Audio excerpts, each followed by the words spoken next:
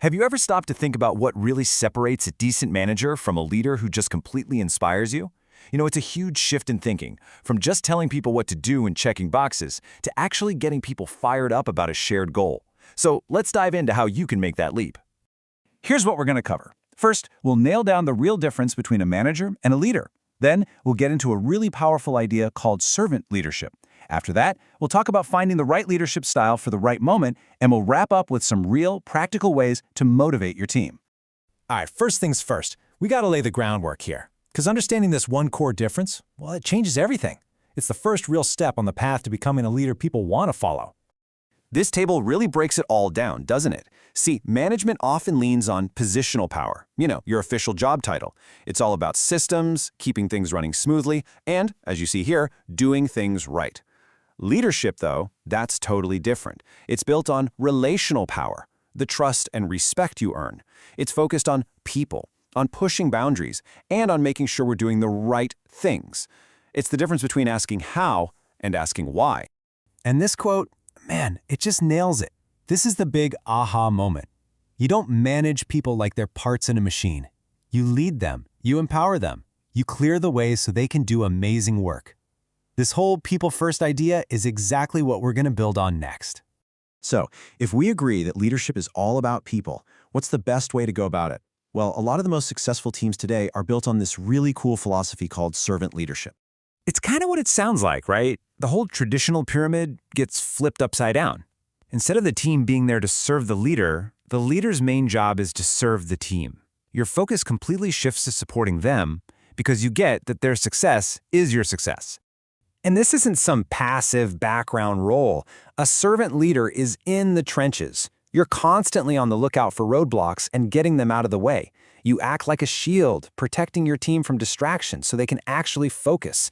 You're the one who keeps reminding everyone why their work matters. And maybe most important of all, you build an environment of trust where people feel safe to take risks and do their best stuff. So here's the real gut check question for you. The true test of this leadership style isn't just about hitting deadlines. It's about your people. Are you helping them grow? Are you giving them the tools and the confidence to become more independent? That's the real win. Okay, so we've talked about the why, the whole servant leadership mindset. Now let's open up the toolkit and get into the how, starting with your personal leadership style. As you can see, there's a whole spectrum of styles out there. It's not just one thing. On one end, you've got the completely hands-off, laissez-faire approach. And on the total opposite end, you've got the very directive, almost autocratic style. And of course, there's a bunch of options in between, like being more collaborative or supportive. And that leads to the million-dollar question, right? With all these choices, is there one magic style that just works everywhere, every time? And the answer is a hard no. Absolutely not. The best, most effective leaders are like chameleons. They don't just stick to one style. They have a whole range of them, and they know which one to pull out for the right situation. Just think about it. When a crisis hits and everything's on fire, a clear, firm, directive style is what people need. It cuts through the noise. But when you're trying to solve a really tricky, complex problem, a collaborative style that pulls in everyone's ideas is almost always going to get you a better answer. A great leader knows how to read the room and adapt. Okay, this brings us to the final, and I'd argue the most powerful tool in your entire leadership toolkit, learning how to truly inspire your team. It all starts right here. Motivation isn't really about fancy perks or fear. Real, deep, lasting motivation comes from feeling valued. When people feel like they matter, like their contribution is seen and appreciated, that's when they bring their A game. This slide shows such a critical idea when it comes to rewards. On the left, that's a win-lose situation. Think Employee of the Month, right? By its very nature, only one person can win, which can actually create competition and make people less likely to help each other. But on the right, you've got a win-win model. That's where rewards are based on things everyone can achieve. It creates an environment where everyone roots for each other. And look, motivation is so much more than a paycheck. Sometimes the most powerful tool is just a simple, genuine thank you. Giving people a chance to learn something new, trusting them with the autonomy to do their job, and connecting them to a purpose that feels bigger than themselves, that's the fuel for a high-performing team. But inspiration isn't just about what you can give people. It's also about understanding the different kinds of influence or power that you use to lead. Let's take a quick look. First up, there's reward power. This one's pretty straightforward.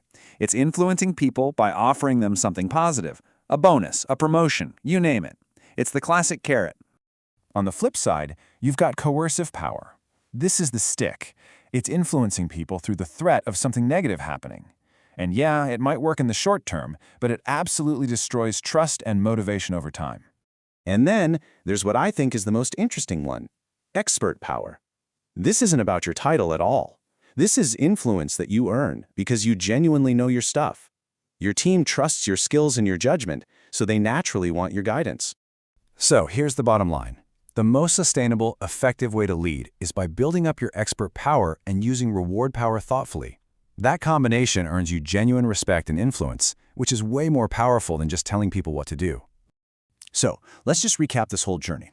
It starts by really getting that leading and managing are two different things. From there, you adopt that servant mindset. You learn to be flexible and adapt your style. And you focus on inspiring your team by making them feel valued. And that leaves us with one last thing to think about. A good manager can build a team of followers who are great at executing tasks. But a truly great leader, they build a team of future leaders. They empower people to grow, to take ownership, and to one day inspire others themselves. So which one are you building?